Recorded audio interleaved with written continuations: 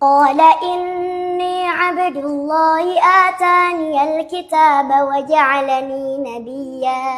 وجعلني مباركا أينما كنت وأوصاني بالصلاة والزكاة ما دمت حيا وبرا بوالدتي ولم يجعلني جبارا شقيا والسلام علي يوم ولدت ويوم أموت ويوم أبعث حيا ذلك عيسى بن مريم قول الحق الذي فيه يمترون ما كان لله أن يتخذ من ولد سبحانه إذا قضى أمرا فإنما يقول له كن فيكون. Bismillah, bienvenue dans Jamais Seul, le podcast des gardiennes du Coran. Aujourd'hui, beaucoup de jeunes filles grandissent avec de grandes ambitions, des rêves et des projets, mais aussi parfois avec un sentiment de solitude, d'incompréhension et de distance avec ce qui compte vraiment. Je suis Mariama Oussurk, la fondatrice d'Ansaria School, une école qui accompagne des adolescentes dans un projet profond, devenir des gardiennes du Coran. À travers cet accompagnement, j'ai vu des transformations bouleversantes. Des jeunes filles qui se sentaient perdues retrouver une direction, une discipline et surtout une paix intérieure. Dans ce podcast, nous allons écouter leur histoire. Pour ce premier épisode, nous accueillons Saoussen, une jeune fille de 15 ans, ambitieuse et pleine de potentiel. Pourtant, à un moment de sa vie, elle s'est sentie seule, incomprise, s'éloignant peu à peu de ses proches et même d'Allah. Dans cet épisode, elle nous raconte comment un choix a tout changé, remplacer la musique par le Coran. Elle partage avec nous les transformations profondes qu'elle a observées dans sa vie depuis cette décision. Si toi aussi tu veux découvrir comment le Coran peut transformer une vie et apaiser les cœurs, alors tu es au bon endroit. Assis-toi confortablement et prends des notes. Bienvenue dans Jamais Seul, le podcast des gardiennes du Coran. Assalamu alaikum wa rahmatullahi wa barakatuh. Saoussen. Alaikum salam. Alors, je suis vraiment très contente de faire ce podcast qu'on a décidé de faire. Euh, Vraiment contente parce que, pour expliquer un petit peu à nos éditeurs, j'aime beaucoup pendant le mois de Ramadan faire des podcasts et ça fait 2 ans que j'en avais pas fait parce que le mois de Ramadan, c'est un moment de réflexion. C'est un moment où justement il y a la pleine conscience d'Allah subhanahu wa ta'ala. Et ce mois de Ramadan, une idée m'a traversé l'idée. Je me suis dit, pourquoi pas donner la parole à nos jeunes filles qui font le projet Ose devenir une gardienne du Coran au sein d'Ansar School pour justement inspirer et aider les jeunes filles comme Saoussen qui ont ce désir ardent d'être dans le Coran, mais qui ne trouvent pas de modèle, qui ne trouvent pas de sœurs qui en parlent et qui partagent justement ce cheminement. Et aujourd'hui, je reçois une cheminante qui a osé entreprendre ce projet, Inch'Allah. Et pour la première question, Saoussen, et merci d'avoir accepté cette invitation, est-ce que tu peux te présenter à nos auditrices? C'est bon. Bah, déjà, c'est un plaisir pour moi aussi d'être là parce que ça va me permettre moi aussi de pouvoir mieux me comprendre et pouvoir raffermir ma foi. Parce que c'est vrai que des fois, on doute. Mais du coup, pour commencer, moi, je m'appelle Saoussen. J'habite en France, dans le sud, aux alentours d'Avignon. J'ai 15 ans, je suis en classe de première. J'ai sauté la cinquième. Et ce qui fait que pour moi, les relations sociales, ça a toujours été un peu compliqué parce que bah, j'étais la plus petite, parce que bah, au collège, les gens sont pas forcément très, très matures. Ce qui fait que bah, c'était des remarques assez désobligeantes, etc. Et j'ai commencé ce projet-là en rentrant en seconde, donc le projet Ose réussir. C'est ma maman qui m'y avait inscrite en me disant tu vas voir, en plus moi du coup je porte le hijab et dans mon collège j'étais la seule à le porter, ce qui fait que on m'identifiait à la voilée. On allait voir mon frère, on lui disait ah t'es le petit frère de la voilée. C'était des petites choses comme ça qui fait que vu que j'habite dans un petit village en France, bah il y en était pas beaucoup, on était vraiment pas beaucoup de jeunes. Aujourd'hui je crois qu'on est 4-5, mais ça va pas plus loin.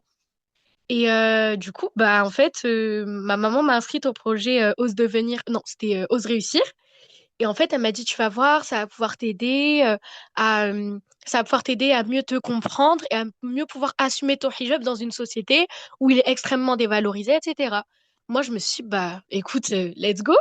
Donc, j'y suis allée et en fait, bah, c'était 1 heure par semaine, mais ça m'a beaucoup aidé à mieux me comprendre, à mieux comprendre mes émotions, à mieux pouvoir gérer mes relations sociales parce que c'était un moment d'écoute et de partage. Il y avait souvent des thématiques, mais des fois, c'était des séances un peu plus libres où on parlait simplement de nos ressentis, de ce dont on avait besoin de parler, si on avait des sujets qu'on voulait aborder. Et alhamdoulilah, ça m'a aidé à mieux me comprendre et à mieux savoir ce que je voulais. En fin d'année, Mariama nous a parlé du projet Ose devenir gardienne du Coran. Et en fait, à ce moment-là, j'étais un peu perdue parce que ça faisait depuis mars 2025 que je n'avais pas appris de Coran parce que ma prof avait arrêté et en fait, je n'avais pas forcément recherché une prof. Et de là, je me suis dit, mais en fait, c'est exactement ce qu'il me faut parce que cette relation-là avec le Coran, je l'avais beaucoup délaissée. Et malheureusement, en fait, ma maman m'a toujours dit, dans ton cœur, c'est soit le Coran, soit la musique.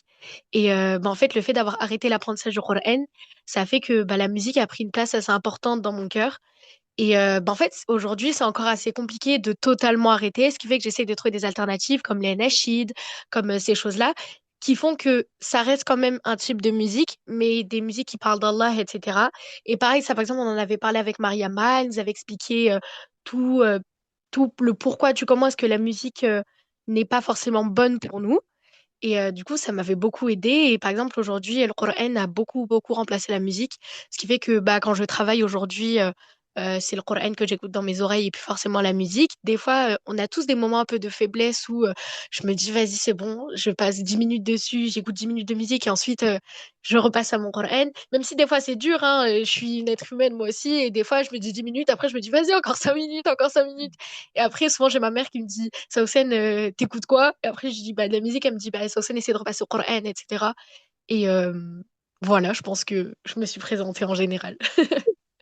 Machallah, machallah. Juste pour expliquer à ceux qui nous écoutent, en fait, l'école Ansari School comporte 2 programmes dans lesquels on accompagne les adolescentes, dont le programme Ose réussir, où là, on va travailler plus sur l'identité, l'estime, la confiance, vraiment ancrer cette identité de musulmane. Et le deuxième programme qu'on propose, c'est Ose devenir une gardienne du Coran. C'est pour ça qu'elle a parlé de Ose réussir, de Oui. Ose devenir une gardienne du Coran, puisque le programme Ose devenir une gardienne du Coran, c'est un programme qu'on propose après Ose réussir, en fait, c'est une continuité de ce temps où on a pris le temps de clarifier qui nous sommes et qui nous voulons devenir. Et c'est pour ça qu'on propose le projet Devenir une gardienne du Coran en 2e année. Et du coup, j'ai une question à te poser, Saoussen, par rapport à ta présentation.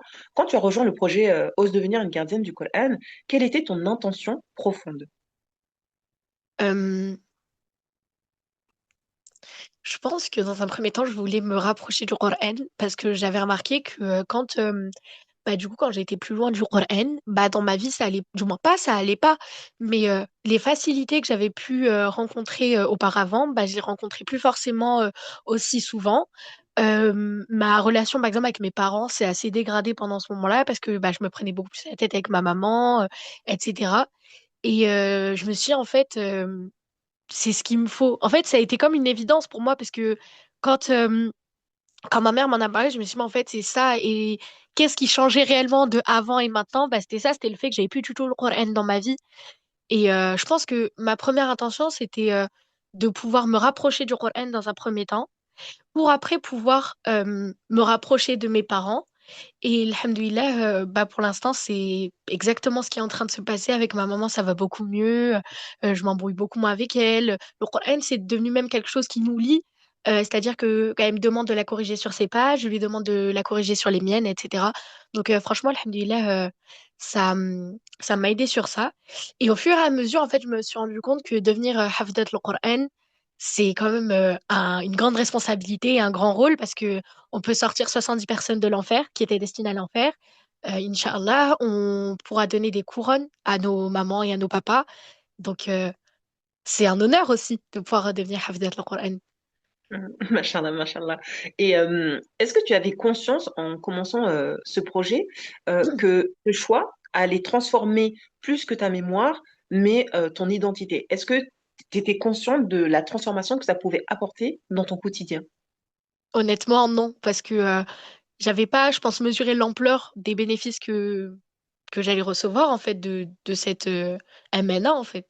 Et en fait, bah aujourd'hui, je me sens beaucoup plus apaisée, je j'arrive mieux à me concentrer, à me mémoriser, etc.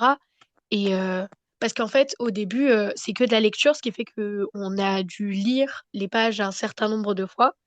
Et en fait, bah, juste le fait que ce soit de la lecture, de pouvoir tenir mon Coran dans mes mains tous les jours, et en fait, comme c'est quelque chose de régulier, et ben je pouvais pas me dire, ah non, aujourd'hui, je vais pas le faire. En fait, comme c'est tous les jours, je me sentais, c'était même pas au final devenu une obligation ou une contrainte, c'était devenu un plaisir.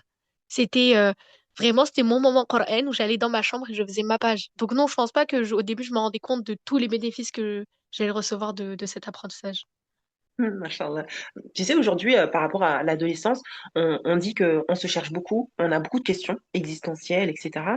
Est-ce que tu ressentais ce besoin d'ancrage, c'est-à-dire, est-ce que tu ressens que le fait d'être dans le Coran, ça remplit en fait, ça répond en fait à tes questions existentielles que tu pouvais avoir, etc. Oui, parce que le Coran, comme Mariama nous l'a si bien expliqué, c'est pas juste des mots en arabe qu'on apprend par cœur, c'est une vraie signification et ça a un vrai sens. Et en fait, le fait de lire la traduction en français, de chercher à comprendre, de connaître pourquoi est-ce que cette sourate a été révélée, etc. Mais en fait, justement, ça répondait à mes questions. Des fois, subhanallah, les choses, elles sont bien faites parce que des fois, je me posais certaines questions et quand j'allais aller regarder dans l'explication du verset, et ben ça répondait à ma question via une histoire, via une parole du prophète Mohammed sallallahu alayhi wa sallam, via quelque chose que Allah avait pu dire. Et en fait, toutes ces choses-là, bah ça répondait à mes questions des fois indirectement. Et en fait, je m'en rendais compte plus tard. Je me disais, ah, mais tu te souviens quand tu posais cette question et qu'après, tu as lu tel verset, tu as lu telle sourate, etc. Mais en fait, c'était ça qu'Allah il voulait dire quand il disait ça, ça, ça.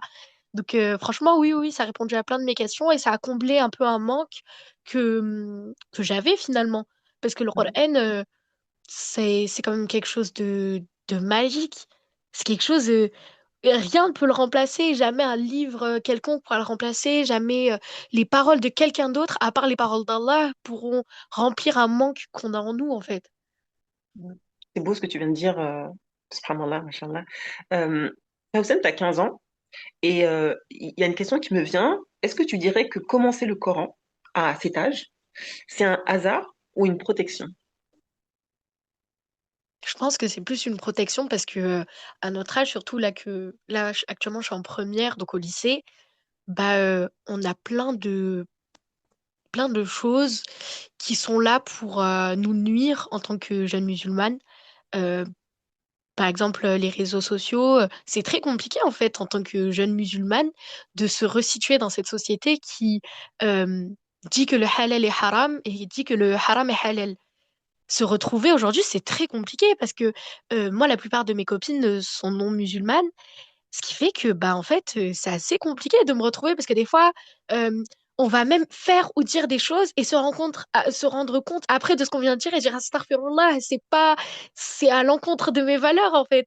Et le Coran, bah c'est une protection parce que ça met même sa distance entre les gens et vous. Parce que quand on se rend compte de la valeur qu'a le Coran, la valeur de ce qu'Allah veut nous faire comprendre, bah en fait, on se dit non, je peux pas faire ça, je peux pas faire ça alors que je suis en train d'apprendre le Coran, je peux pas faire ces choses-là. C'est c'est fort, moi je trouve, c'est vraiment une protection que ce soit euh, parce qu'Allah dans le Coran, moi ce que j'aime beaucoup, c'est les histoires. Depuis toute petite, j'aime trop, je demande à ma maman de me raconter l'histoire des prophètes, des compagnons, à mon père, etc. Et en fait, dans le Coran, il y a beaucoup, beaucoup d'histoires comme ça. Et via ces histoires-là, et ben en fait, je me retrouve dans certains des personnes, pas des personnages, mais certaines des personnes qui interviennent dans ces histoires.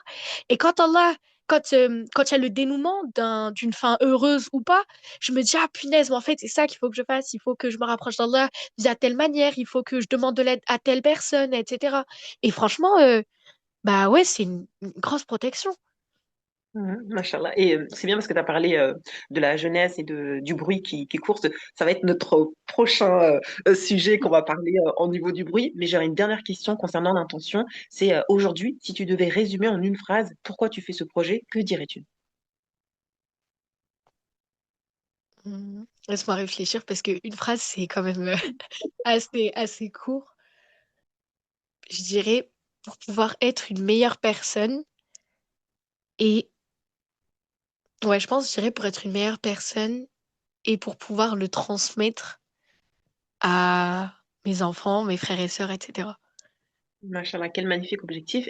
Et tu sais, subhanallah, il y a un des objectifs du Coran. Il y a un hadith qui dit que celui qui apprend le Coran fait partie des meilleurs. Du coup, c'est un des objectifs du Coran, ça va te permettre de faire partie de ces meilleures personnes qui portent la parole d'Allah subhanahu wa ta'ala. Tu sais, quand tu dis Mariama, j'ai l'impression que c'est quelqu'un d'autre. Et oui, oui, à force, tu m'étonnes. Du coup, maintenant, on va passer il y a un autre cadre que j'aimerais qu'on échange sur ce projet-là. C'est concernant l'adolescence et le bruit concernant les réseaux sociaux, concernant la télé, etc. À ton âge, il y a énormément de bruit. On va pas se mentir. Aujourd'hui, Ouais. on va dans un magasin, il y a du bruit, il y a de la musique. Dans la voiture, il y a de la musique. Partout, on éteint le bruit de nos pensées et ce temps qu'on pourrait être avec Allah subhanahu wa ta'ala. Du coup, j'aimerais, par rapport à la question que j'aimerais te poser, c'est à ton âge, il y a beaucoup de bruit, réseaux sociaux, musique, comparaison. Est-ce que tu ressentais ce bruit avant de commencer ce projet-là? Oui, alors dans un premier temps, moi juste tiens à préciser que je n'ai pas les réseaux sociaux parce que ma maman m'a toujours dit que c'était une pollution pour l'esprit et qu'en fait le temps que j'allais mettre dans les réseaux sociaux, bah je ne pourrais pas le mettre dans d'autres choses, dans des choses qui me plaisent, dans je sais pas, dans mes devoirs, dans ma lecture, dans mon Coran, dans ma relation avec Allah, dans tout en fait. Ce temps-là, c'était juste du temps perdu et que plus tard, on verrait cette différence entre ceux qui ont eu les réseaux sociaux et ceux qui ne les ont pas eus. Et en fait, je dirais que même sans ça, je sentais toujours un trop-plein de quelque chose. J'avais, quand on sort, on est toujours surbooké d'informations, euh, que ce soit à la radio, à la télé, les discussions des gens. Il n'y a jamais de réel silence, même en classe, il n'y a jamais réellement de silence, mais bon, c'est normal. Quand on est dehors, il n'y a pas de silence. Et même des fois, quand on est chez soi, je suis l'aînée d'une famille de 4 enfants, il y a presque jamais de silence.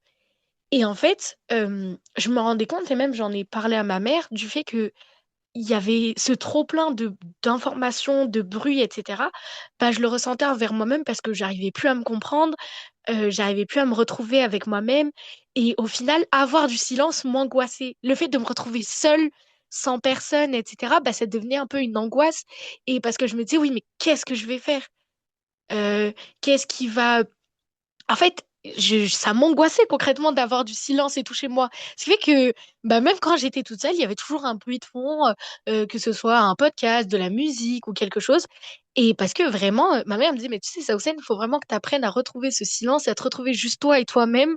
Parce que si tu n'arrives pas à faire ça, tu vas pas réussir à te comprendre et à pouvoir avancer dans tout, juste en tant que personne. Tu vas pas pouvoir réussir à te développer normalement si tu as toujours besoin d'avoir quelque chose dans la tête. Et c'est tout l'objectif de ce podcast. Et, tu vas me mettre les larmes aux yeux là.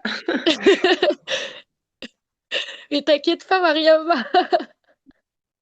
Non, non, parce que vous me touchez tellement vous êtes tellement une jeunesse tellement éveillée, subhanallah, et qu'on essaie d'éteindre votre lumière que ça m'émeut.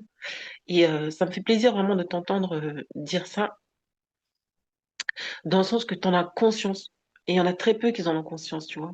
Aujourd'hui, tellement on essaie de leur vendre des produits pour leur dire bah, tu seras jamais seul et on leur vend des robots, en fait, tu vois. Ouais. Et, on se rend pas compte, en fait, que tu vois, il y a beaucoup de jeunes aujourd'hui qui pensent que la solution, c'est la mort, des fois. Et il faut qu'on l'entende aussi. Et à travers ce podcast, tu vois, j'aimerais vraiment. Et en plus, il s'appelle Jamais seul, tu vois. Mm. Et à travers ce podcast que j'aimerais inspirer vraiment et transmettre à travers ce podcast, c'est que revenir au Coran, c'est revenir à soi, en fait. Ouais, c'est C'est exactement ça. aujourd'hui, tu vois, en fait, la stratégie qui est utilisée aujourd'hui pour nous éloigner du Coran, c'est le bruit. Et subhanallah, la dernière fois, j'en parlais avec Moualima Amina, votre prof de Coran. Ouais. On parlait, subhanallah, quand tu étudies le tafsir, euh, à l'époque, les Quraysh faisaient exactement la même chose. Ils disaient faites du bruit pour qu'on n'entende plus les paroles du prophète Mohammed sallallahu alayhi wa sallam quand il parle du Coran, etc. Et quand on prend conscience de ça, on se dit qu'en fait, ceux qui n'aiment pas le Coran, ceux qui n'aiment pas l'islam, ils utilisent les mêmes stratégies. Ils font en Ben sorte oui, oui, oui. tellement de bruit dans nos têtes qu'on n'entend plus la parole d'Allah, en fait. Subhanallah. Mm. Et c'est pour ça que j'ai dit, j'ai eu l'idée comme ça de lancer le podcast durant les 10 derniers jours de Ramadan, mais c'est parce qu'en fait, je ressens vraiment ce besoin d'inviter notre jeunesse à prendre conscience que si on laisse trop de bruit s'introduire en nous, bah on oublie qui on est. On oublie Mais notre bien sûr. subhanallah. Et Ah qu'il oui, faut, parce que et qu'il faut vraiment se donner ce temps. Et c'est pour ça que j'ai voulu donner la parole à des jeunes filles pour pas que ça soit une parole d'une maman qui vient, qui nous donne des conseils, qui bien nous dit, sûr. etc. Vous donner la parole, c'est pour vraiment prendre conscience que bah, une jeune fille qui entendra ton histoire pourra se retrouver et se dire bah moi je suis au lycée, c'est un peu compliqué, etc. Mais que voilà, le fait d'être revenu au Coran, ça m'a recentré, ça a recentré mes relations avec mes parents, ça a relancé sur mes valeurs, sur ce que j'ai envie d'entendre, ce que je n'ai pas envie d'entendre, etc. Et merci, vraiment merci. Je remercie Allah en fait de m'avoir insufflé cette idée de lancer ce podcast comme ça et de t'avoir dit viens on le fait comme ça on le fait comme ça. Alhamdulillah, alhamdulillah. Du coup on va continuer et par rapport à ce bruit, est-ce que tu penses que ce bruit influence la manière dont les jeunes filles se voient? Ah oui, énormément. Et j'ai beau, alhamdoulilah, j'ai porté le hijab assez tôt, c'est-à-dire que j'avais 12 ans et demi, je n'étais même pas encore pubère. Et quand je l'ai mis, bah, mes parents, ils m'ont dit, mais Saoussen, tu l'as mis sur un coup de tête, tu te rends pas compte que si tu le mets maintenant, tu pourras plus l'enlever, que c'est quelque chose à vie, que c'est une responsabilité, parce que le hijab, c'est pas que le fait de porter un bout de tissu sur sa tête, en fait. C'est un comportement, etc. Est-ce que tu es bien consciente et tout? Et bah, les gens, c'était la même chose, c'était, ah, mais est-ce que c'est ton père qui t'a forcé? Et quand je leur disais, mais non, mais même mon père, au début, était contre, concrètement, ils m'ont dit, mais Saoussen, il faut vraiment que tu te rendes compte que c'est pas rien et tout. Et est-ce que c'est tes frères? Bah, mes petits frères à ce moment-là avaient 8 et 9 ans, donc bon, ils allaient rien me dire. Hmm. Et en fait, les gens étaient outrés parce que ils se disaient, mais comment une. Et même que ce soit des musulmans et des musulmanes, hein, on me disait, mais Hmm. comment est-ce que tu t'es dit, ouais, vas-y, c'est bon, je vais porter le hijab? Parce qu'aujourd'hui, dans notre société, voir une jeune fille porter le hijab, c'est une jeune fille qui est manipulée, c'est une jeune fille qui, euh, qui fait partie d'extrémistes, etc. Tout de suite, des grands mots avec des grandes étiquettes, alors que pas forcément. Et en fait, justement, ce bruit-là m'a même mis le doute à moi-même. J'en suis arrivée au point de me dire, Sausen, est-ce que tu as fait la bonne décision? Est-ce que tu as pris la bonne décision de vouloir mettre le hijab? Et en fait, à ce moment-là, ça m'a fait un électrochoc. Je me suis dit, comment ça, Sausen? T'as décidé de Hmm. porter le hijab à 12 ans et demi, t'as 14 ans et demi, et tu te dis, pourquoi est-ce que j'ai bien fait? Mais bien sûr! Et en fait, aujourd'hui, quand je repense au fait que j'ai pu penser à des choses comme ça, je me dis, mais c'est pas possible, en fait. Dans quel monde est-ce qu'on vit pour que même quand tu fais des choses que Allah t'a dit de faire, etc., on te dise, ouais, c'est mauvais, c'est pas bien, c'est ci, c'est ça. Et en fait, Hmm. moi, je parle du hijab parce que c'est vraiment la chose qui m'a impactée au niveau de mon image, entre guillemets. Mais même, je connais plein de gens autour de moi pour qui pour qui est-ce que l'image, c'est super compliqué.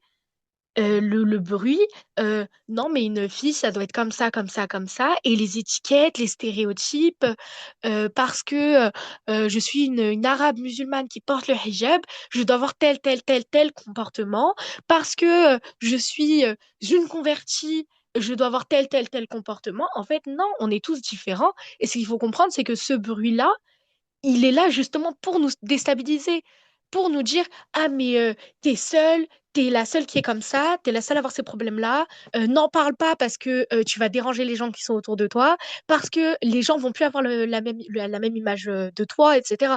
Mais en fait, ce qu'il faut comprendre, c'est que c'est tout le contraire. Tout ce que ma mère m'a toujours dit, quand un groupe va dans une direction, prends le sens opposé. Parce que c'est pas parce que la majorité dit quelque chose que c'est forcément vrai. Hmm. Et en fait, justement, moi, l'image, au début, c'était compliqué, hein. Je portais le hijab, je le mettais pas devant le collège. J'attendais d'être assez loin pour pas que tout le monde me voie le mettre. Je suis Mm. arrivée en fin de troisième où je l'enlevais devant le portail, je le remettais devant le portail. Parce qu'en fait, j'avais eu, alhamdoulilah, cette force-là de me dire, et ben, l'image qu'ils veulent me donner, je vais leur montrer que c'est le contraire. Que je peux, alhamdoulilah, exceller dans mes études, que je peux être musulmane, porter le hijab, pour autant avoir des amis, pour autant être proche de mes parents, être proche de mon Coran, être proche de tout ça. Et alhamdoulilah, en fait, je pense que ça a été plus une force. Au début, c'était dur, hein. Tout ce bruit-là, au début, c'était dur, hein. Faut pas non plus se voiler la face en disant non, mais c'était facile dès le début, j'ai eu cette force-là. Non, non, pas du tout. C'est les montagnes russes. Des fois, je me disais, ça aussi, t'es la femme la plus forte de ce monde. Et des fois, c'était tout l'inverse. Et alhamdoulilah, en fait, euh, pour moi, plus on se rapproche d'Allah, plus notre estime de nous-mêmes, plus notre confiance en nous, elle augmente. Plus on n'en a plus rien à faire de ce que les autres peuvent penser de nous parce qu'on sait ce qu'on vaut. Parce qu'Allah, il nous l'a dit. Allah, s'il nous a fait naître musulmans, musulmanes de naissance, si Allah nous a fait nous convertir à l'islam, si Allah a fait qu'on fasse partie de sa communauté, c'est que c'est pour une bonne raison. C'est parce qu'Allah, il sait qu'on en est capable. La yukallifullahu nafsan illa wus'aha. Allah ne peut pas t'infliger quelque chose dont tu sais que tu ne seras pas capable de le supporter. Et donc, en fait, tout ce bruit-là, tous ces parasites, et bah, aujourd'hui, moi, c'est plus devenu une force que, que toute autre chose, parce que je me dis, plus les gens vont parler, plus ça veut dire que je suis dans le vrai, en fait. Parce que c'est le Mm. jour où est-ce qu'on va arrêter de parler, de dire ah, telle personne, elle a fait ci, ah, tu as fait ça, pourquoi tu fais ci, pourquoi tu fais ça.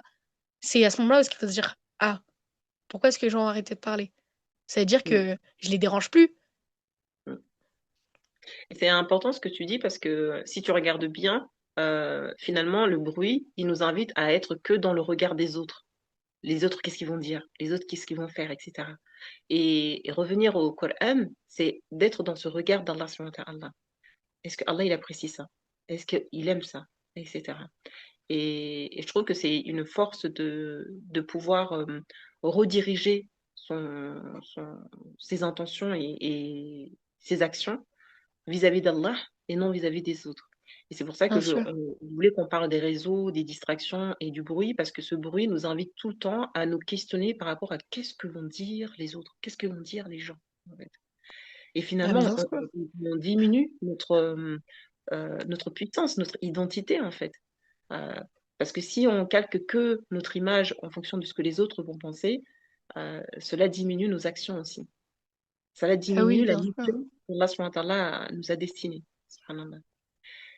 Et par rapport à ça, est-ce que tu vois dans ton quotidien, est-ce que pour toi, le Coran change ta relation à ce bruit, à ces distractions, au réseau? Est-ce que le Coran a changé cela dans ton quotidien? Euh, ben, en gros, on a commencé le programme en juillet 2025. Et ben, aujourd'hui, là, on se retrouve en février 2026. Donc Ok. ça fait quand même un bon bout de temps. Donc juillet, août, septembre, octobre, novembre, décembre, janvier, février. 8 mois qu'on a Oui. commencé. qu'on- Mais maman, on est en train d'enregistrer. Pardon. Ce sera fait. Du coup, je reprends la question. Non, vas-y, continue. Je mettrai, comme ça, j'engueulerai ta maman après, je vous dirai comment ça se passe dans le podcast.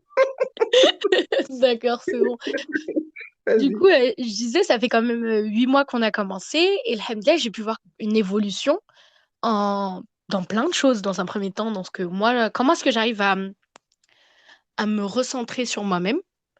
Comment est-ce que j'arrive à comprendre que, ben, en fait, c'est pas rien de se lancer dans ce projet-là? Euh, je dirais que le Coran a apporté beaucoup de choses positives dans ma vie.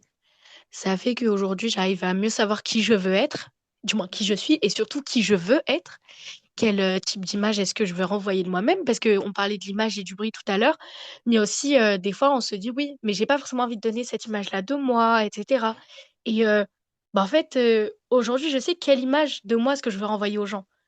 Je sais ce que je veux être, ce que je veux faire, et surtout, je sais quelle image est-ce que je veux envoyer à Allah pour lui montrer que bah, il m'a pas faite musulmane pour rien, en fait. Que Hmm. je que en fait j'ai envie de faire partie de ces personnes à qui est-ce que Allah a donné ce privilège-là de faire partie des hafid du Coran. Et le Coran même, il m'a aidé à me concentrer, il m'a aidé à... ben, en fait, le temps justement que je passais sur mon Coran, Et bah souvent, c'était du temps où est-ce que je perdais mon temps. C'est 1h45 minutes, 1 heure là, bah c'était du temps où est-ce que je me concentrais, du temps où est-ce que je faisais travailler ma mémoire, où est-ce que je me rapprochais d'Allah. Et en fait, d'habitude, ce temps-là, et bah, dans une soirée ou dans une matinée, bah, je le passais soit à procrastiner, soit à rien faire, soit à quand même être sur mon téléphone. J'ai beau ne pas avoir les réseaux sociaux, bah, on passe quand même un temps énorme sur nos téléphones. Et bah, à parler avec une copine par-ci, à regarder un peu ce qui se passe par là, à faire ci, à faire ça. Ce qui fait qu'en fait, ce temps-là que je perdais, bah, alhamdoulilah, j'ai réussi à l'utiliser dans le Coran. Et ça m'a aidé aussi à arrêter de procrastiner parce que, du moins pas arrêter totalement, parce que c'est un gros problème moi que j'ai, c'est que je procrastine énormément. Et en fait, le Coran, je sais pas comment, mais pour moi, en fait, le fait de, quand je lisais ma Aya, et que bah je devais recommencer parce que là j'avais mal fait, etc. Et ben en fait ça me donnait un rythme et au fur et à mesure quand je me voyais avancer qu'au début bah par exemple je mettais c'est un exemple mais par exemple je mettais 8 minutes à lire ma page et que maintenant j'en mets plus que 4 et demi ou qu'au début c'est chacune est différente bien sûr mais moi par exemple je disais ah t'as vu quand même avant tu faisais le double du temps. Aujourd'hui, tu arrives à lire beaucoup plus rapidement, tu arrives à lire beaucoup plus finement, tu arrives à mieux comprendre. Et alhamdoulilah, bah, même ça m'aide au niveau de la compréhension. Par exemple, je parle l'arabe, mais le darija marocain, ce qui fait que c'est pas exactement la même chose que l'arabe littéraire. Et en fait, bah, ça m'a appris plein de mots de vocabulaire, ça m'a aidé à mieux comprendre certaines choses. Et en fait, c'est une ouverture sur plein de choses. Ça m'a ouvert sur plein de sujets auxquels est-ce que j'aurais jamais pensé m'intéresser. C'est plein de choses comme ça. Par exemple, euh, à quoi est-ce que... À la formation de la Terre. J'ai la spécialité SVT au lycée, mais je suis beaucoup plus le côté un peu au niveau du corps humain, etc., que le côté au niveau de la Terre, de la vie de la Terre, en fait. Et bah, en fait, ça m'a grave intéressée parce que c'était en lien avec mon chapitre au lycée. Mm. Et quand Allah, il parle du fait qu'il a envoyé le fer sur la Terre, mais comment ça est-ce qu'il a envoyé le fer sur la Terre? Et qu'après, quand on fait les recherches, qu'Allah, il parle du noyau de la Terre, mais qu'il parle des météorites et plein de choses comme ça. En fait, ça nous ouvre sur plein de sujets. Et quand Allah nous demande de nous instruire, en fait, simplement en lisant le Coran et en essayant de chercher à comprendre ce qu'Allah a voulu dire, on s'instruit sur énormément de sujets. En fait, tu sais, quand moi, quand j'avais lancé le projet Hifd, j'avais étudié en fait les grands savants, comment ils apprenaient le Coran, à quel âge ils le finissaient, quel impact ça avait sur leur vie, etc. Et tu sais, aujourd'hui, beaucoup ont l'impression que si on fait le Coran, on va pas réussir nos études, ça va nous prendre beaucoup de temps, etc. et tout ça. Et quand j'ai étudié ces grands savants, l'une des choses que j'ai remarqué, c'est qu'ils le finissaient tous à la période de la puberté, toi, 12 ans, 15 ans, voire 10 ans même des fois pour certains savants, et qu'après, ils allaient dans de grandes études comme la médecine, les astres, etc., parce que ça venait raffermir leur foi concernant l'apprentissage qu'ils avaient, parce qu'Allah en avait parlé. Par exemple, quand tu deviens médecin, bah, Allah, il parle du corps, il parle des cellules, il parle de tellement de choses que ça, tu vas, mais waouh, Allah, il en a parlé, etc. Et Et ça m'a de rappelé, fou. et ça m'a rappelé une histoire je sais pas si c'est un archéologue, etc., mais c'était un Français qui avait découvert, et quand ils ont vu ils devaient faire des découvertes sur le corps de Pharaon.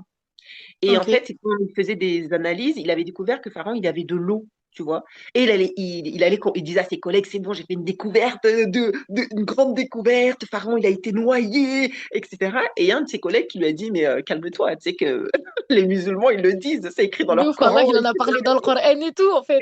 T'as rien découvert. Et il était un peu ah bon, etc. Mais il est parti se renseigner sur l'islam et il s'est devenu il s'est converti à l'islam et maintenant il a écrit plein de livres sur le Coran, la Bible, etc. Et c'est très intéressant parce que c'est vrai que le fait de l'apprendre jeune et qu'après on continue nos études universitaires, etc., ça ne fait que amplifier la grandeur d'Allah et il y a une meilleure compréhension aussi des choses, subhanallah. Tu as commencé à aller dans le cadre 3 qui est l'organisation et la discipline. On va parler maintenant d'organisation pour aider celles qui voudraient envisager ce projet et qui se diraient, mais bah, justement, comment je m'organise entre école, Coran, famille, etc. Du coup, comment tu t'organises concrètement entre l'école, le Coran et ta vie personnelle? Alors moi, je sais déjà, pendant le programme, on va pas directement partir... bon, peut-être que je spoil un peu le programme, Mais on part pas directement sur la lecture, du moins on part pas directement sur l'apprentissage. Dans un premier temps, on va étudier une méthode. Donc nous, on a fait la méthode Norania. Et en même temps, on avait des cours sur la compréhension de notre cerveau et sur l'organisation. Et en fait, on a, au fur et à mesure, commencé à découvrir les moments, peut-être que certaines le savaient déjà, mais pour d'autres, ne le savaient pas forcément, le moment où est-ce qu'on était le plus concentré. Ce qui fait que moi personnellement, pour trouver, je me doutais un peu, mais pour trouver, bah, j'ai essayé. J'ai essayé le soir avant de me coucher, j'ai essayé directement en rentrant de l'école, j'ai essayé avant le fajr, après le fajr, avant d'aller en cours. Plein de moments comme ça pour voir où est-ce que je me sentais le plus propice à la mémorisation, pas forcément que du Coran, mais en général. Et moi, en fait, c'est le matin, parce que je me sens le mieux, parce que le soir, en rentrant des cours, ben, on a les devoirs, la douche, manger, on est fatigué de notre journée, on a beau avoir eu des fois des journées assez courtes, notre cerveau, il est quand même assez fatigué des peut-être 6 7 heures de cours qu'on a eu juste avant. Donc en fait, moi, là où est-ce que je me sens le mieux, c'est le matin. Donc concrètement, je me lève en fonction des périodes de l'année, un petit peu avant le fajr. Par exemple, là, vu que c'est tombé en hiver, entre guillemets, où c'était pas le fajr, c'était pas à 4 heures du matin. Du coup, bah en fait, je me levais un peu avant le fajr. Je, je le faisais. Ensuite, j'allais prier et après, je revenais sur mon Coran. Et en fait, au début, moi, je me suis dit, oh là là, je vais devoir me lever à 4h30. Je vais truc, parce que une page à lire, pour la lecture, là, je parle, une page à lire, ça va me mettre beaucoup, beaucoup de temps, etc. Et les premières fois, genre la première semaine, c'est ce que j'ai fait. Je crois que je me suis levée, à chaque fois, il était 4h45 et tout. J'ai fini éclatée parce que mon cerveau n'était pas habitué, mon corps n'était pas habitué à se coucher le soir à 21h30, 22h, le matin se lever à 4h. 6 heures de sommeil, mon corps, il a dit, hop, hop, hop, hop, hop, ça va pas le faire. Du coup, et en fait, après, je me suis dit, mais. Et quand je me levais à cette heure-là, bah, je finissais même avant le fajr. Je me disais, donc après, bah, j'allais faire d'autres choses, j'allais me préparer pour aller en cours, etc. Et en fait, maintenant, j'ai trouvé mon rythme. Bon, aujourd'hui, le fajr, c'est aux alentours de 6h20, 6h, 6h20. Donc, je me lève un petit peu avant. Même maintenant que c'est le ramadan, du coup, même pour manger. Donc, je lève aux alentours de 5h30, on va dire, et je fais mes pages.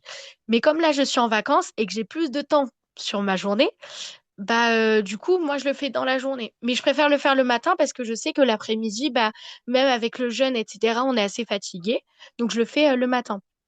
Mais on va dire pour une journée de cours banale, où je vais en cours, le soir je rentre, je peux avoir des activités extrascolaires parce que faut pas non plus se dire que le Coran va nous empêcher de tout faire. Moi, je sais que j'ai besoin du sport. Je fais de la boxe à côté du lycée. Je fais du kickboxing et en fait, je sais que si j'arrête, bah, même au niveau du mental, ça va m'affecter parce que c'est quelque chose dont j'ai besoin. Donc en fait, ces temps-là, par exemple, si moi c'est le mercredi et le vendredi, je me suis dit, bah, en fait, ces jours-là, c'est obligatoirement que je le fais le matin. Parce qu'il faut s'écouter aussi. Il faut pas non plus se dire, ah, mais faut vraiment que je fasse tous les matins, tous les matins, tous les matins. Si un matin, on se dit, non, je suis trop fatiguée, je sais que ce soir, j'aurai la force de le faire, et ben je le faisais le soir. Et en fait, donc moi, c'est pour ça que je trouve qu'en fait, déjà, beaucoup, faut s'écouter. Faut savoir ce dont on a besoin. Faut savoir si on a besoin de beaucoup de temps, de pas beaucoup de temps. Faut trouver son équilibre. Parce que ce qui marche pour moi ne marche pas forcément pour les autres. Et alhamdoulilah, le fait, donc moi, je suis dans une famille qui est complètement musulmane. Donc mes parents, mes frères et sœurs, mes grands-parents, même ma famille en général. Au début, j'en ai pas beaucoup parlé, mais à certaines personnes avec qui ce que j'en ai parlé, c'était oui, mais t'es jeune quand même, t'as tes études, etc. Et c'était un peu démoralisant parce que je me disais, c'est quand même des personnes de ma famille et tout. Et je me dis, mais en fait, Hacène n'en parle plus. Garde ça secret et le jour où est-ce que tu l'auras fini, tu leur diras, bah écoutez, vous m'avez dit que j'y arriverais pas. Et bah, alhamdoulilah, aujourd'hui, j'ai réussi à le finir et tout parce que c'est quand même une fierté. Faut se le dire.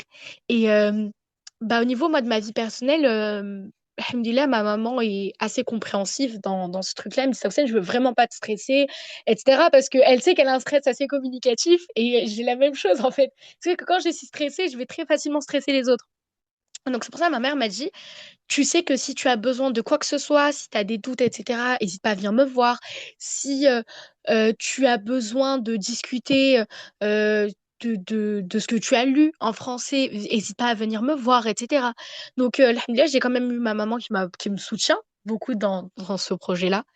Mais donc pour en revenir à l'organisation, parce que je suis partie un peu dans tous les sens, Mhm. euh, pour moi, il faut déjà savoir le moment où est-ce que l'apprentissage pour nous est le mieux, où est-ce qu'on est le plus concentré, où est-ce qu'on se sent le plus apaisé. Si, par exemple, vous préférez travailler dans votre chambre, travaillez dans votre chambre. Si vous préférez travailler, par exemple, dans le salon, parce qu'il y en a certains, ils ont besoin d'avoir de la vie autour d'eux pour pouvoir mieux se concentrer, bah, aller dans ces endroits-là, etc. Certains, ils ont besoin de ne pas être chez eux, à la bibliothèque, etc. Bah, en fait, c'est ça, pour réussir à trouver. Donc moi, aujourd'hui, en fait, ce que je fais, c'est que les jours où est-ce que je sais que ça me dérangera pas de me lever plus tôt que d'habitude parce que j'ai pas une journée très éprouvante ou quoi, bah, je me lève le matin, je fais mon Coran et ensuite, bah, j'ai ma journée banale et de ma journée normale. Le soir, en rentrant, si j'ai le temps, j'essaye quand même de relire au moins une fois la page. Et le lendemain matin, je relis la page de la veille. Je la relis entre 3 et 4 fois pour quand même que je vois est-ce que bah, elle est fluide. Et ce qui est bien aussi, c'est que c'est chacune à notre rythme. Ce qui fait que certaines bah, préfèrent faire une demi-page, certaines deux pages, certaines une page. Et donc, en fait, c'est ça qui est bien, c'est parce que c'est vraiment à l'écoute de ce que nous, on ressent tout simplement.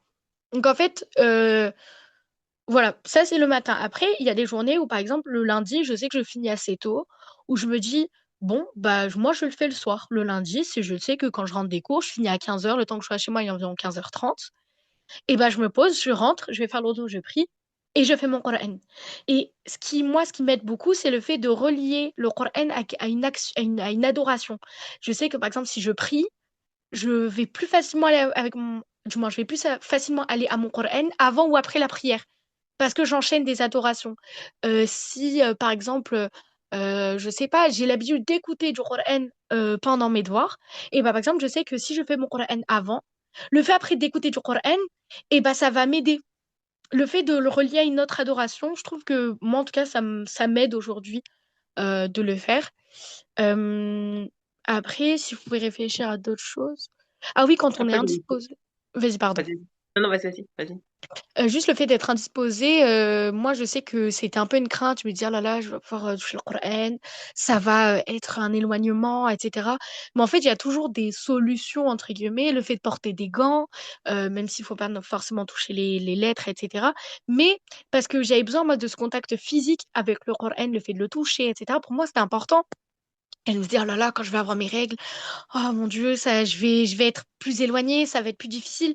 Mais en fait, si on sait ce qu'on veut, si on sait pourquoi est-ce qu'on le fait, c'est pas un éloignement parce que c'est Shaitan qui va venir te dire, ah, mais ça, Hussein, t'as tes règles. Au pire, c'est pas grave, tu dis que tu l'as fait et tu rattraperas quand t'auras pas tes règles.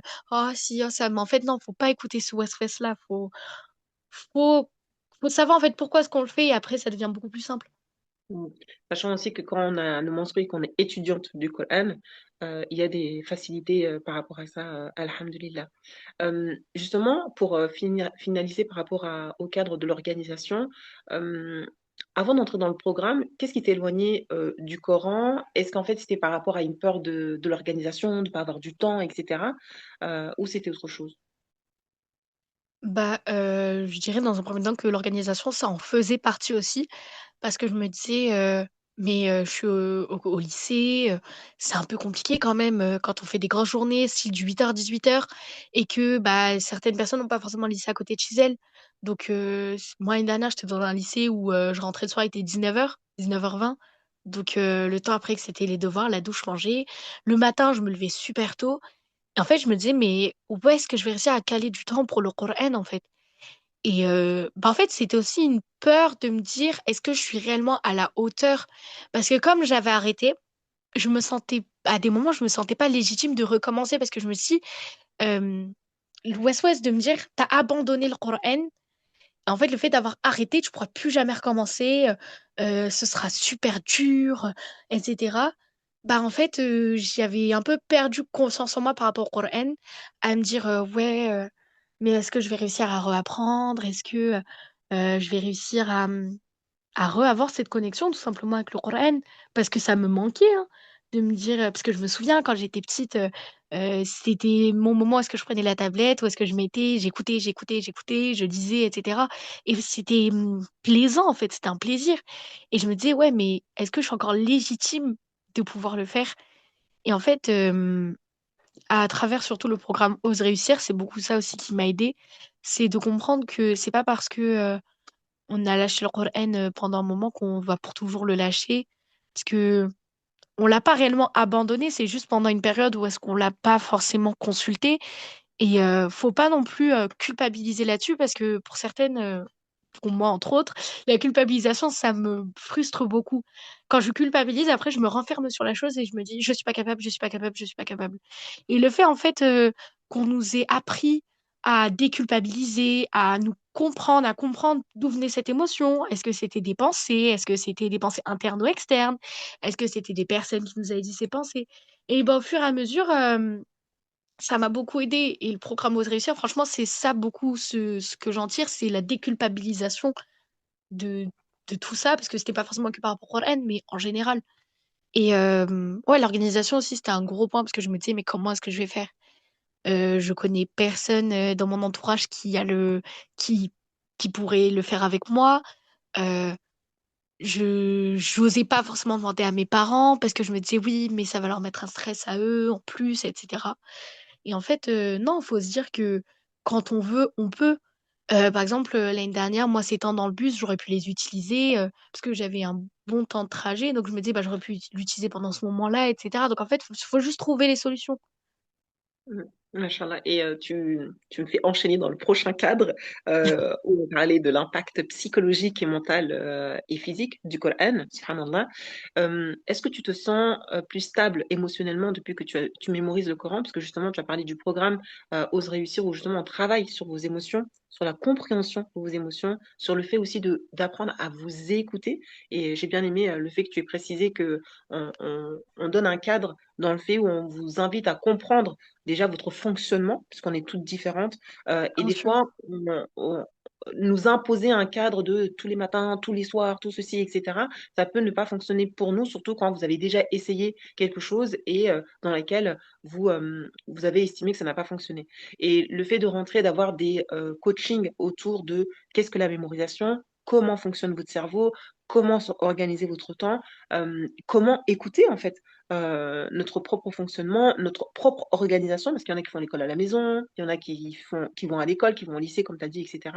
Et ça, c'est important de comprendre aussi son cadre pour justement revoir qu'est-ce qui fonctionne, tester d'abord, essayer et réajuster après. C'est une de notre philosophie aussi.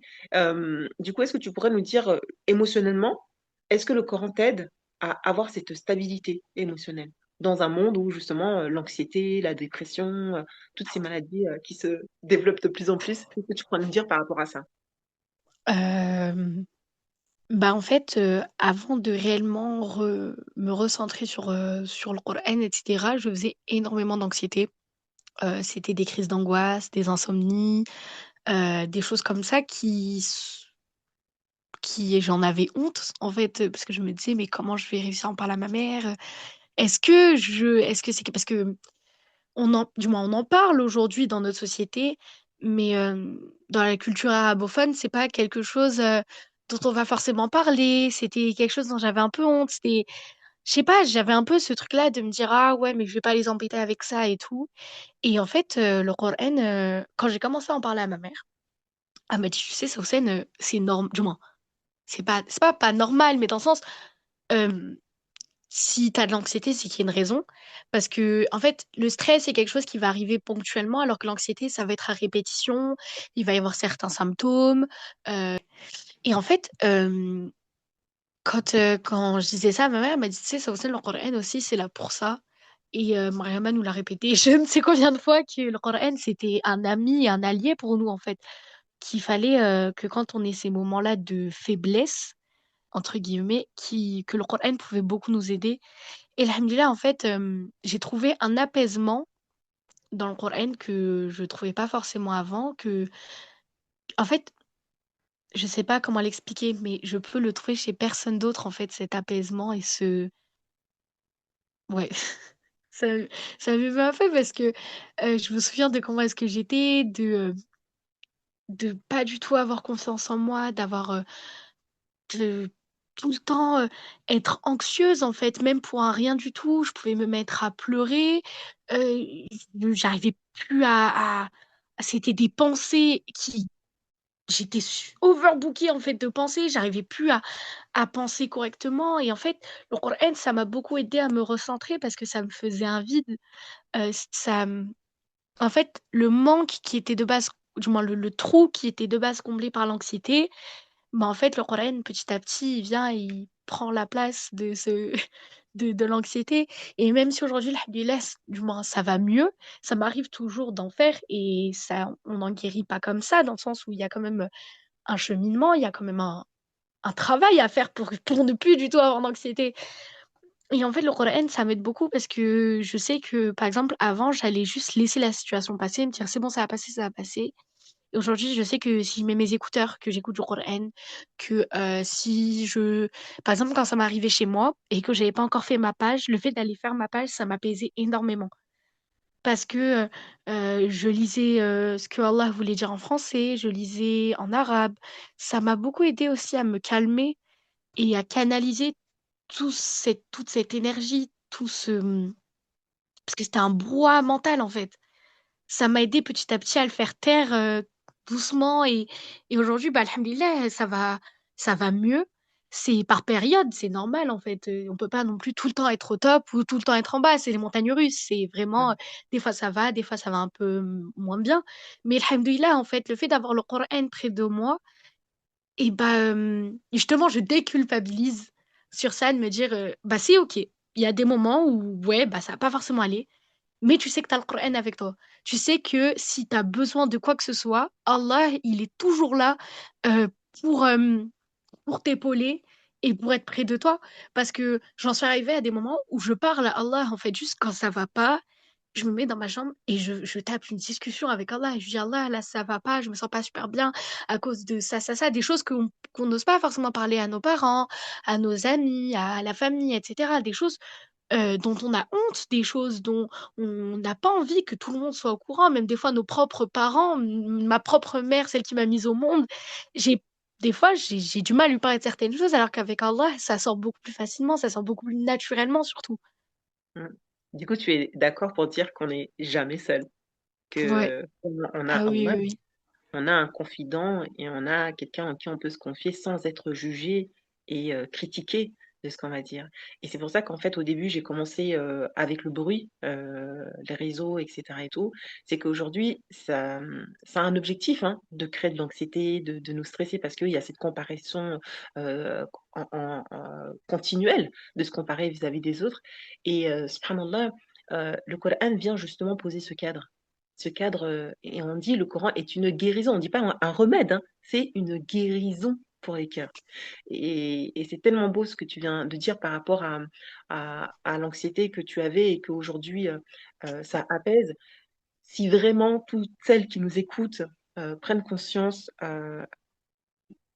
de l'impact du Coran dans nos vies et il y a beaucoup de sœurs, tu vois, qui disent je ressens pas le Coran, je ressens pas ma prière, etc.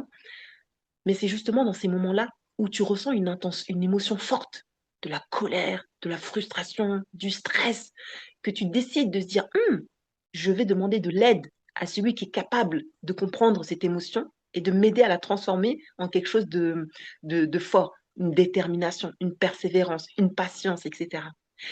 Bah, c'est là qu'on sent Allah. C'est dans ce moment où on se dit, je ressens trop de la joie, ou je ressens trop de la peur, du stress, que on ressent Allah parce qu'on va lui parler. On va prendre ce temps d'échanger avec lui. Et ça me revient à cette question. Est-ce que justement, le Coran te permet de penser différemment aujourd'hui? Ouais, honnêtement, oui. Même sur plein de plans différents. Ça a changé ma perception même de la religion en général, en fait, parce que des fois, on a un peu des baisses de foi où est-ce qu'on se dit, mais est-ce que ça sert réellement à quelque chose? Est-ce que je fais pas ça dans le vide? Et c'est vraiment des pensées qui... C'est dur, hein, au point de penser à ça. Des fois, je me dis, ah, ça, t'en es arrivé à ce point-là, genre de penser à des choses comme ça. Et en fait, le Coran, euh, comme c'est les paroles d'Allah, en fait, rien ne pourra jamais l'égaler. Ce qui fait que quand j'ai besoin de quelque chose, euh, ou quand je pense trop, le Coran va beaucoup m'apaiser. Et ça a aussi changé ma manière de voir les choses au niveau des pensées que je peux avoir au niveau des gens. Quand on écoute du moins quand dans le Coran on lit des histoires, des choses, euh, et qu'on voit comment est-ce que Allah a pardonné à ces gens, comment est-ce que le prophète s'est comporté avec certaines personnes, comment est-ce que les prophètes en général ont réussi à transmettre leur message, on se dit waouh, c'est fort quand même. Ça peut que juste raffermir notre foi parce qu'en fait, on se dit c'est pas possible que ce soit du hasard ou autre chose en fait. Il y a que Allah pour pouvoir réussir à faire ça. Et même ça nous rapproche énormément de nous-mêmes parce que des fois on se sent loin, mais surtout de nous-mêmes. On n'arrive plus forcément à se reconnaître, à comprendre, à nous comprendre. Et en fait, le Coran, ça aide beaucoup dans tout ça parce que euh, Allah, des fois, subhanallah, je me rends compte que il y a des moments où est-ce que j'avais des doutes, où j'avais certaines pensées, et en fait, quand j'allais prendre mon Coran et que j'allais faire ma page du jour, en fait, c'est pas comme si j'avais cherché la sourate, Wallah, où est-ce qu'il disait ça, Wallah, est-ce qu'il disait ça. Et quand Allah, il dit à ses peuples de ne pas s'en faire que quand on a subi une injustice, il faut laisser Allah faire. Faut pas non plus se laisser se marcher dessus, se faire marcher dessus, mais en fait, qu'il faut pas vouloir se venger, etc. Et en fait, subhanallah, le jour où est-ce que j'ai lu cette page, j'avais subi une injustice le jour même et ça m'avait du moins, énormément touchée. Et en fait, le fait d'avoir lu ça, je me suis dit, subhanallah, c'est pas possible que ce soit du hasard. Il s'est passé ça. Et le jour même, je prends mon Coran, c'est la page sur laquelle est-ce que je tombe. Mm. C'est fort quand même. Genre, je me dis, ça peut pas être calculé, hein. Du moins, c'est justement, ça ne peut être que calculé par Allah. C'est pas possible que ce soit autrement. Ça m'a aidé à voir la vie différemment parce qu'au début, on s'est dit oui, mais euh, sur Terre, Allah, il nous a fait que pour l'adorer. Mais aujourd'hui, dans notre société, le temps qu'on accorde à Allah est infime par rapport à toute notre vie, en fait. Et en fait, de là, bah, on essaye de trouver d'autres moyens, du moins, on essaie de trouver des moyens d'adorer Allah tout en vivant notre vie en tant que musulman. Parce que vivre notre vie aujourd'hui en tant que musulman dans cette société française, honnêtement, moi qui habite en France, c'est super compliqué. Le temps qu'on nous laisse, le temps que tout ça nous laisse, bah, il est infime. En fait, c'est à nous de décider de dire, bah, le temps parce que normalement j'aurais été sur mon téléphone, le temps parce que euh, j'aurais fait d'autres choses, je le mets dans le Coran, je le mets dans Allah, je le mets dans ma relation avec Allah, parce que une relation, ça se construit, une relation, on dit pas du jour au lendemain, je vais avoir une relation avec Allah et on va l'avoir. Non, une relation, c'est de la confiance. La confiance en Allah, elle se travaille aussi, parce que des fois, c'est dur de se dire, d'avoir une entière confiance en Allah on peut se dire au début, sans avoir quelque chose en retour. Mais je crois qu'on se rend pas compte de comment est-ce que Allah nous facilite la vie. Le Coran m'a énormément facilité, que ce soit au niveau de mes études, au niveau de mes relations, au niveau de moi-même, de comment est-ce que de comment est-ce que je me sens en fait aujourd'hui. Subhanallah. Euh, on arrive au dernier cadre dans lequel j'aimerais qu'on parle de responsabilité, puisque tu en as très bien parlé dans la société actuelle. Euh, Est-ce que tu penses que ce projet te prépare à contribuer à la société, à être acteur et non spectatrice de ce monde? Je pense, oui, parce que le Coran, en fait, le fait d'être actif dans le Coran, le Mhm. fait de m'investir, d'y mettre de mon temps, de ma personne, et bah ça m'apprend aussi à m'investir dans d'autres choses aussi. Parce que comme je m'investis dans le Coran, comme je vois l'énergie que j'y mets, etc., je me dis, mais Sausen, en fait, cette énergie-là, il faut que tu la gardes. Parce qu'aujourd'hui, c'est soit tu es acteur de ta propre vie, soit tu es juste un spectateur, soit tu es juste un fantôme qui plane au-dessus de ta vie. Des fois, il y a des moments où est-ce que tu as l'impression que quand on dit, ouais, j'ai pas vu le temps passer, cette semaine est passée super vite. Moi, des fois, ça m'arrive, hein. Des semaines où est-ce que je me dis, Sausen, t'étais où? T'as vécu ta semaine, mais t'étais pas dans la semaine. Et en fait, le fait d'être actrice de ma propre vie, plutôt le fait d'être actrice dans le Coran, ça m'aide à être actrice dans ma propre vie. Et même dans notre société aujourd'hui, euh, c'est vraiment ça, c'est soit on est acteur, soit on est spectateur. Soit on laisse les choses se faire, soit on fait les choses. Et le fait de faire les choses avec le Coran, ça m'aide à faire les choses dans ma vie aussi. C'est beau ce que tu viens de dire, machallah. Comme acteur dans le Coran, on est acteur de sa vie. J'aime beaucoup. Je vais le reprendre. Machallah. Euh, du coup, si plus de jeunes filles revenaient au Coran, imagine une jeune fille qui est en train d'écouter ce podcast, qui est en train d'écouter ta joie de vivre, ton engagement, etc. et tout. Euh, que changerait notre génération? Je te repose la question. Si plus de jeunes filles revenaient au Coran, que changerait notre génération? C'est-à-dire, comment ça que changerait notre génération? Qu'est-ce qui se changerait dans la génération d'aujourd'hui? Je te Ah, donne un exemple. Par exemple, aujourd'hui, on parle beaucoup de santé mentale, on parle beaucoup de... Il y a beaucoup de choses qui se passent, qui nous perturbent, etc. bien Si sûr. beaucoup de jeunes filles revenaient au Coran, par rapport à ton expérience et par rapport à ce que tu nous partages là, qu'est-ce qui changerait dans les générations futures? Je pense que il y aurait déjà une écoute de soi-même qui serait beaucoup plus importante. Il y aurait, euh, en fait, je pense que le Coran est une guérison, comme tu as dit tout à l'heure, mais sur tous les plans. C'est-à-dire que ce soit au niveau d'une guérison par rapport à la maladie, qu'elle soit une maladie mentale ou une maladie physique. Euh, Quand tu as parlé tout à l'heure de santé mentale, euh, le Coran, ça aide à pouvoir en fait se... Moi, ça me calme honnêtement. Quand je suis en crise d'angoisse ou quoi, le Coran m'aide à me calmer en fait. M'aide à pouvoir me dire, je m'en remets. C'est exactement ça, c'est s'en remettre entre les mains d'Allah. Je pense qu'on comprendrait déjà beaucoup mieux dans la société dans laquelle est-ce qu'on vit. Parce qu'Allah, il en parle beaucoup dans le Coran. On a beau dire, oui, il a été, j'ai failli dire publié. Il a été révélé il y a 1400 ans. Mais en fait, Allah, il parle de notre société d'aujourd'hui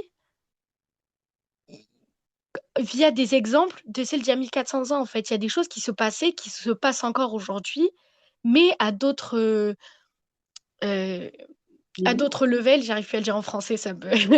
à d'autres étages, tout simplement, en fait.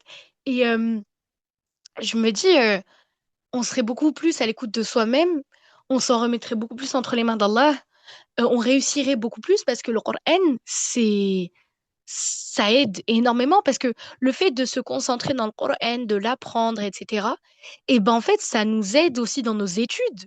Parce qu'on pourrait dire, oui, mais le temps que je passe pas dans le Coran, ça, je le passe pas dans... le temps que je passe dans le Coran, je passe pas dans mes études, etc. Mais non, non, non, en fait, ce qu'il faut comprendre, c'est que normalement, c'est un outil obligatoire. Quand aujourd'hui, la plupart, on utilise l'intelligence artificielle, on se dit, ouais, c'est un outil, bah, le Coran, ça devrait être la même chose, hein. Parce que vraiment, ça nous aide déjà au niveau du fonctionnement de notre cerveau, mais ça nous aide aussi à mieux comprendre ce qu'on fait. Allah, quand il nous demande de nous instruire, de découvrir, etc., et ben, en découvrant le Coran et en nous instruisant sur le Coran, ça nous instruit aussi sur plein d'autres choses. Donc en fait, ce serait déjà mieux comprendre notre société, mieux comprendre le monde dans lequel est-ce qu'on vit, mais dans le sens au niveau même de notre corps, de comment est-ce que la Terre fonctionne, les astres, etc. Je dirais aussi que ça peut créer de belles relations. Là, j'ai deux relations qui me viennent en tête avec deux jeunes filles du programme que j'ai connues via le programme Ose Réussir. Et en fait, on s'est retrouvés ensemble dans le programme Ose devenir gardienne du Coran. Et aujourd'hui, ce sont des filles avec qui est-ce que j'ai un fort lien parce que je sais qu'avec l'une d'entre elles, à des moments, j'envoie un message, je lui dis là, la page, franchement, moi j'ai galéré et tout. Toi, comment est-ce que tu as réussi à passer les mots, tel mot est-ce que tu as compris même le sens de la page parce que c'était un peu confus et tout. Et on sait dans la révision de nos sourates, etc. Et franchement, ça crée aussi de beaux liens. Et c'est des vrais liens, du coup, ces liens-là, parce que c'est des liens qui sont basés sur l'amour en Allah. Et moi, je les aime du moins, ces filles-là, je les aime en Allah. C'est comme mes sœurs, parce que c'est des gens à qui est-ce que j'ai l'objectif principal, on a le même. Ce qui fait que même le podcast s'appelle Jamais seul, mais même dans ça, on n'est jamais réellement seul. On a, du moins, alhamdoulilah, on a pu créer ce lien-là avec ces filles parce que je sais que pour moi, ce serait plus compliqué quand même si j'étais seule. Genre, si j'avais pas de filles dans le programme et qu'est-ce que j'ai un peu plus d'affinité ou quoi, parce que j'ai besoin beaucoup de sociabiliser. Genre, c'est dans mon tempérament, genre, je sociabilise très rapidement. Et je sais qu'avec les filles, bah, on s'aide. Par exemple, là, on s'est dit, bah, on va commencer comme on a terminé nos pages en même temps, on va commencer la mémorisation ensemble. Au moins, même avant de réciter à la prof, on pourra se le réciter entre nous, etc. C'est vraiment un amour en Allah qui fait que notre lien, bah, il est vrai. C'est de l'amour propre, du moins. C'est de l'amour, mais le vrai, en fait. De l'amour pur, machallah. Voilà, c'est ça. L'amour pur. On arrive bientôt à la fin du podcast et si tu devais parler à une jeune fille qui souffre intérieurement, que lui dirais-tu? Euh, je lui dirais dans un premier temps de d'essayer de comprendre si d'où vient ce mal-être, parce qu'on se dit oui, mais est-ce que tu sais d'où est-ce que ça vient? Est-ce que si, est-ce que ça? Mais des fois, on ne sait pas. Et en fait, juste des fois, le fait de se remémorer sa journée, parce que des fois, en fait, notre cerveau, pour nous protéger, il enfouit certaines choses qui se sont passées peut-être dans notre enfance, dans des choses comme ça, et en fait, essayer de comprendre, est-ce que c'est des pensées que je m'afflige à moi-même? Est-ce que c'est des choses qu'on me dit, est-ce que ce sont des choses que les gens me disent? Est-ce que ce sont des choses que les gens que j'aime me disent? Est-ce que c'est un... Est-ce que c'est tout le temps? Est-ce que c'est pas tout le temps? En fait, essayer de décrypter et de décoder ce mal-être. Et pour moi, en se rapprochant d'Allah, eh ben, on apprend à se guérir nous-mêmes et on apprend les guérisons possibles. Parce que c'est facile de dire, ouais, il faut se rapprocher d'Allah, mais comment? Certaines filles, par exemple, ne sont pas arabophones, ce qui fait qu'elles ne parlent pas l'arabe, elles n'écrivent pas l'arabe, elles ne lisent pas l'arabe. Et même juste des fois, le fait d'écouter le Coran ou de le lire en français. Ou Mariama nous avait partagé quelque chose qui, pour le coup, m'a beaucoup servi, c'était appelle quand tu. Et par exemple, il y avait quand tu as besoin d'un ami, quand tu te sens seul, quand tu es perdu, quand quand tu as besoin de réconfort. Et ben en fait, c'est exactement ça qu'on retrouve dans le Coran. Allah, des fois, il dit des paroles et ça m'est arrivé des fois juste de commencer à pleurer en lisant parce que c'était ce dont j'avais besoin d'entendre en fait. Mais personne n'aurait pu mieux me le dire que Allah en fait, parce que c'est lui qui nous a créés. Donc, il n'y a que lui qui sait réellement ce dont on a besoin intérieurement. Et je lui dirais de ne pas rester seul, parce que quand on reste seul, on a le West-West qui vient et qui fait que rendre la situation encore plus compliquée que ce qu'elle l'est déjà pour nous. Il faut se dire aussi que nos mamans, on peut se dire qu'on va les déranger en leur demandant de l'aide, on va les embêter, etc. Mais en fait, elles veulent juste le bien et le meilleur en fait pour nous. Et franchement, le fait d'avoir pu parler à ma maman de ces choses-là, ça m'a appris déjà à mieux la connaître, ça a appris elle à mieux me connaître et à avoir une vraie relation parce que c'était pas une relation juste superficielle, on a appris à communiquer parce que la communication, c'est super important. Et même si des fois, on se dit oui, mais si je lui en parle, est-ce qu'elle va pas me comprendre? Et des fois, oui, elle va pas nous comprendre. C'est normal, c'est elle aussi des êtres humains. Et bah, faut pas baisser les bras et se dire ah, c'est bon, j'en ai parlé, elle a pas compris, je lui en reparlerai plus jamais, à ci, à ça. Mais en fait, c'est c'est aussi beaucoup s'en remettre entre les mains d'Allah et se dire là, ça va pas même si je suis pas assidue dans ma prière, du moins, beaucoup, on peut se dire oui, mais je suis pas assidue dans ma prière, je suis pas assidue dans mon Coran, j'ai du mal à me rapprocher d'Allah. Comment est-ce que maintenant que ça va pas, je vais aller demander de l'aide à Allah? Mais justement, c'est dans ces moments-là où est-ce qu'Allah il veut qu'on aille le voir et qu'on aille lui demander de l'aide. Parce que même si on n'est pas forcément assidu dans notre prière, etc., Allah, il est là dans tous les moments, dans les moments où est-ce que ça va, dans les moments où est-ce que ça va pas. Et c'est ça un vrai ami. Et Allah, ça va vraiment être celui qui va être là pour vous tout le temps.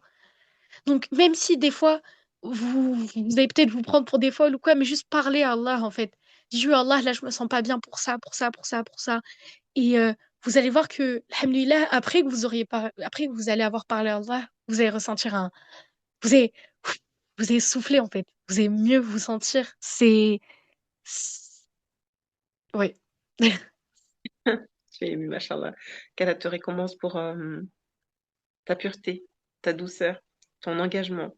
Machallah, Sawsen. Amin, Euh, barakallahu fiki. qu'Allah raffermisse ton cœur.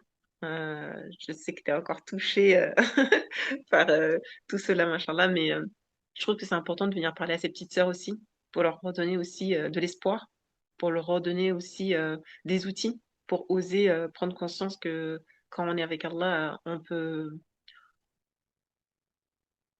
tout. Pardon, là, tout est Ah, on peut tout possible. faire. Et Et surtout, c'est dire qu'il n'est jamais trop tard, en fait. Parce ouais, que dans le effectivement. programme, il y a des jeunes filles qui ont 19, 20 ans et il y en a certaines, elles ont 11, 12 ans, en fait.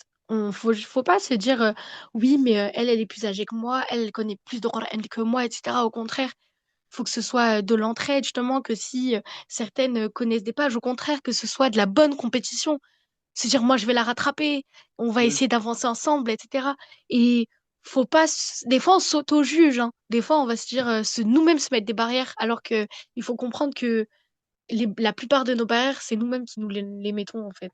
Et il y a que mm, nous qui pouvons les enlever parce que c'est les nôtres. mm. Machallah, machallah.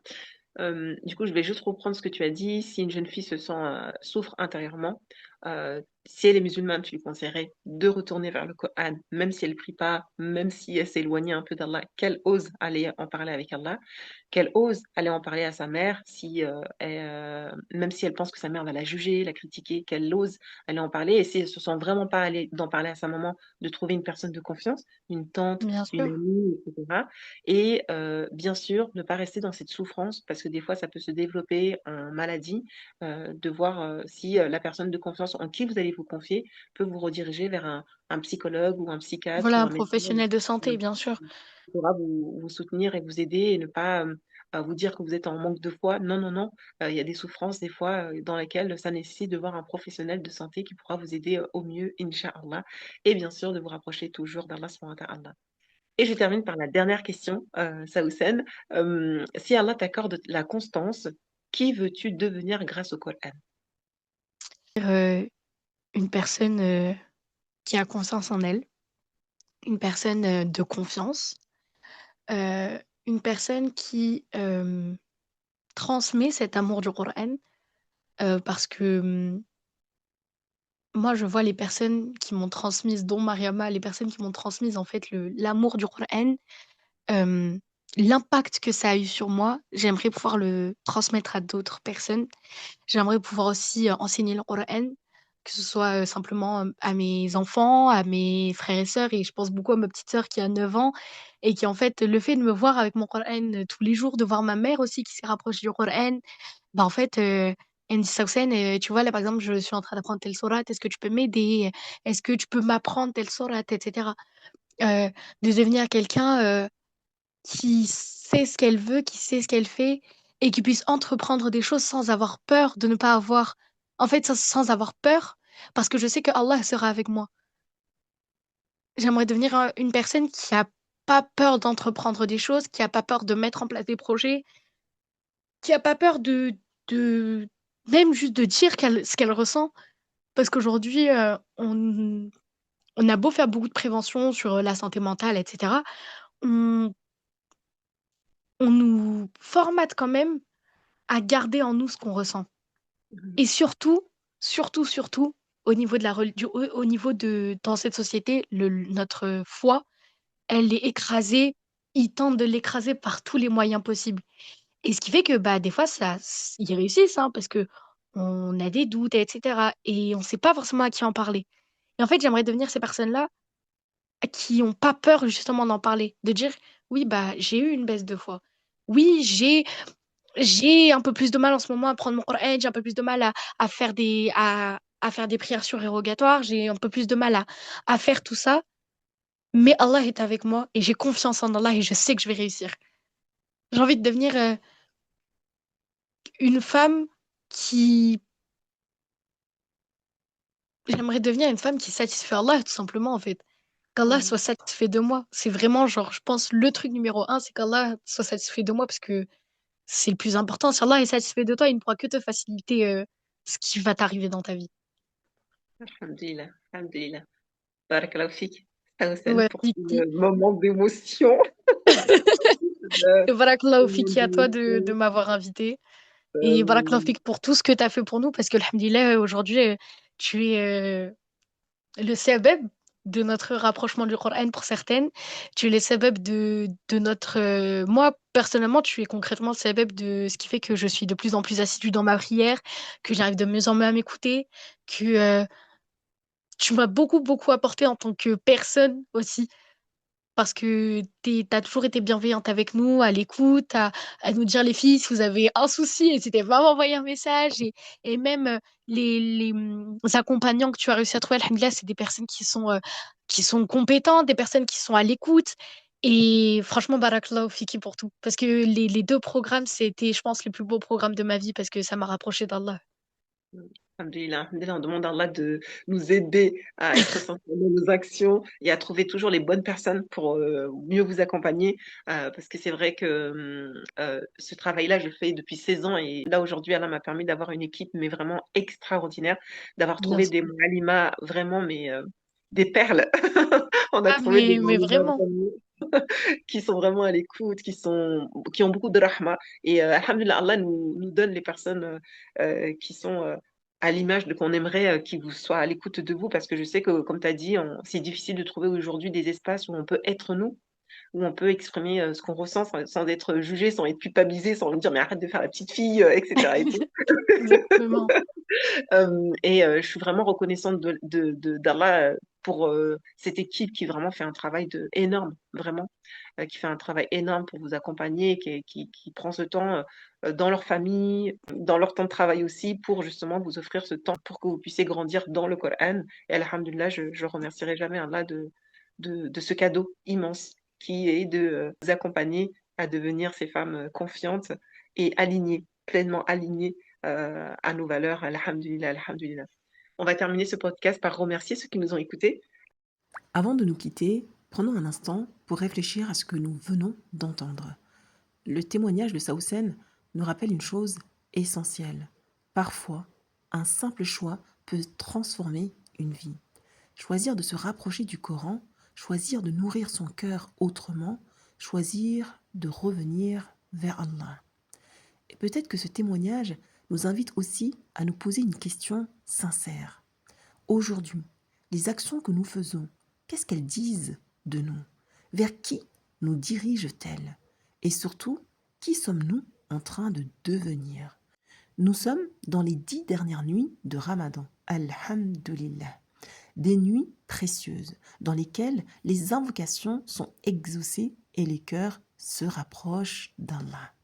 C'est peut-être le moment de lui demander sincèrement de transformer notre relation avec le Coran.